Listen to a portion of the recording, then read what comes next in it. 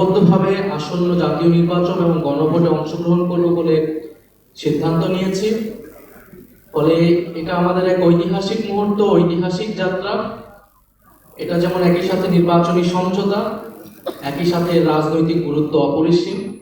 কারণ গণ অভ্যুত্থানের পরে আমরা যে আকাঙ্ক্ষাকে ধারণ করে এগিয়ে যেতে চাচ্ছি, আসন্ন নির্বাচনে এই পরীক্ষার মধ্য দিয়ে আমাদেরকে উতরাতে হবে।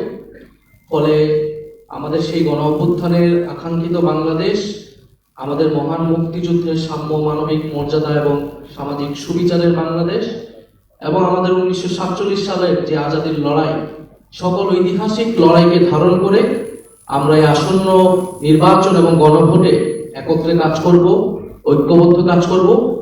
ফলে সারা বাংলাদেশের সকল আসনে, আমি আজকে সকালেও বলেছি যে আমাদের কোনো দলের প্রার্থী থাকবে না আজকে ঘোষণার পর থেকে।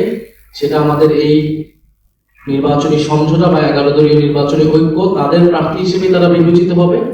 এবং আমরা সবাইকে সহযোগিতার মাধ্যমে জনগণের পক্ষে, ন্যায়ের পক্ষে আমরা এই নির্বাচনকে ফলাফল নিয়ে আসবো এবং বাংলাদেশ সামনের দিকে এগিয়ে যাবে, এটাই আমাদের প্রত্যাশা।